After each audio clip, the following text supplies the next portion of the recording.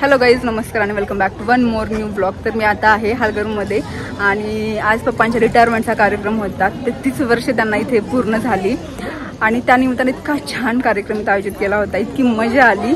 म्हणजे आता ऑलमोस्ट 4 वाजले, सर्व होत आले आणि या सर्व धावपळीमध्ये ना म्हणजे व्हिडिओ वगैरे मला तर काही काढताच नाही आले, पण जितके पण काढले मी ते इथं ॲड करण्याचा प्रयत्न करते. महत्त्वाची गोष्ट, मी जे भाषण केलं त्याला मला इतका छान प्रतिसाद भेटला, मला इतकं कौतुक भेटलं. इतक्या लोकांनी मला म्हणजे ते स्वतःहून येऊन मला सांगत होते की असं भाषण आम्ही कधीच नव्हतं ऐकलं आणि हे आयुष्यभर आमच्या ते स्मरणात राहील. त्याच्यामुळे मला ते अजून खूप भारी वाटलं. मी ते भाषण पण इथे टाकणार आहे. आणि आता माझी बॅटरी पूर्ण 6% आली आहे, तर ती पूर्ण डेड होण्याच्या आधी म्हटलं छोटासा व्हिडिओ काढून घ्यावा. आणि हे पाठीमागे इथे सर्व कार्यक्रम आयोजित केला होता. प्रज्ञा इथं काय ग, बरं ठीक आहे. तर प्रज्ञाचा हा लुक आहे, तिने पिंक कलरची घातली, मी स्काय ब्लू कलरची साडी घातली आणि आम्ही दोघींनी मस्त कॉटनमधनं घातली होती, कारण की अशा कार्यक्रमाला छान दिसतात ना. आणि बाकी कार्यक्रम चालूच आहे, चालूच राहणार आहे. जेवण वगैरे अजून बाकी आहे, पण खूप भारी वाटते. Hello, good morning. तर ना पहाटेचे 3 वाजले आहेत आणि आम्ही आता छान रेडी झालो आहोत, कारण की आम्हाला जायचं आहे गावाकडे फंक्शन अटेंड करण्यासाठी.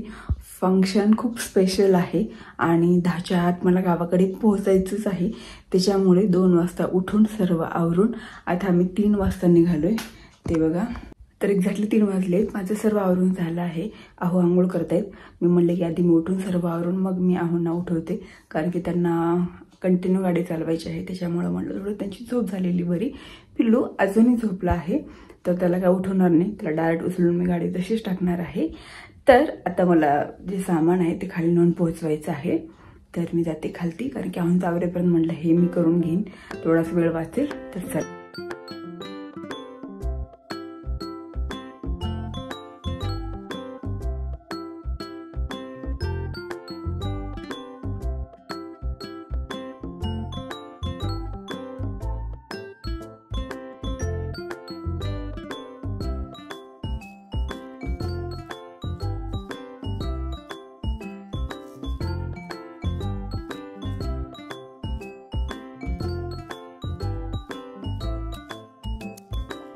हा छान आणि पिलूसाठी मी अशी छान गादी बनवली आहे.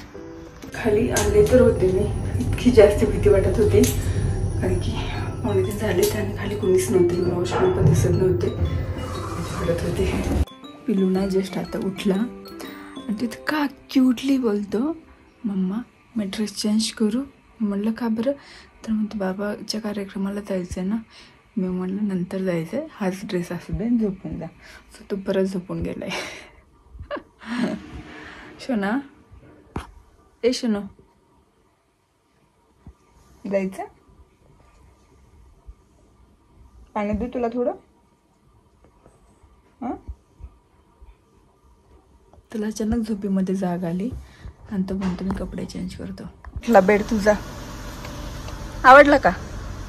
आहा, मजा आहे पिल्लूची. तर निघा चल.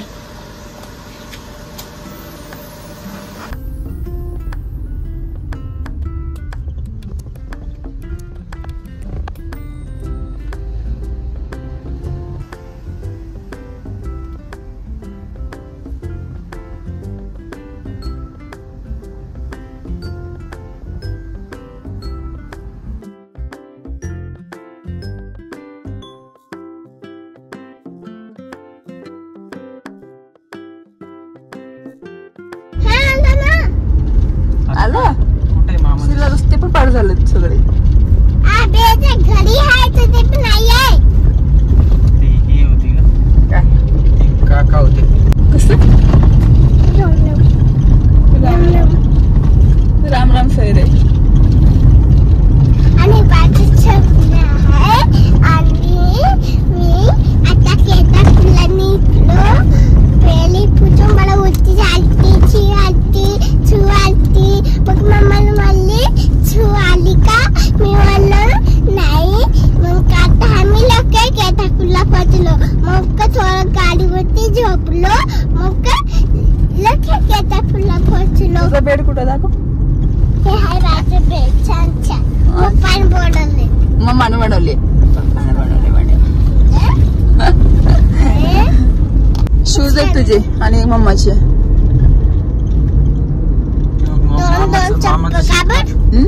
मामाचं शेत गेलं मागं. थोडी शेतामध्ये जायचंय. नाही जायचं. आपण राहायचंय घरी जायचंय. ते बाबा हात होते कलाला. सगळ्यांनीच नाही मशीन घ्यायला चालू केली जायचं बघून.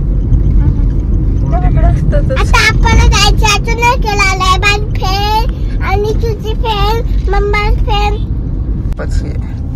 हे बघा सगळे निलंगाला जातात. एवढे होते आम्ही पण जायचं.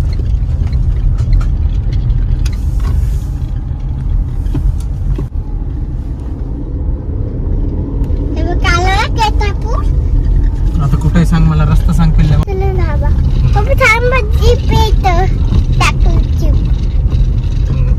थांब चला चलू का? इकडे घ्या. कुठं? इकडं. बर इकडे घ्या. इथं बी जीप आहे की. नाही काय हवाय तुझी? काय हवा मग? गावाला बिवाला घालायची काय गरज आहे?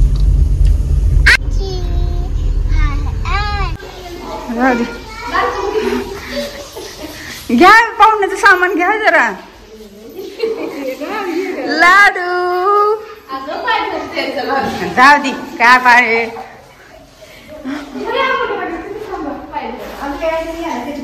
ए ठेमडू लाडू हा जा सामान घे जा.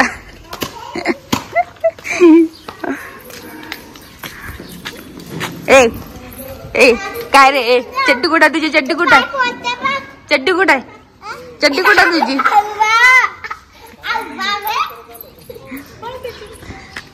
डब्यात नसते. ओके तर आम्ही खातो निलंगा राईस. निलंगा राईस म्हणजे तुम्हाला सर्वांना माहित आहे खूप फेमस राईस आहे. सो इथं आम्ही ते पार्सल घेऊन आलो आणि आता मी नाश्ता करतोय. खूप भारी आहे.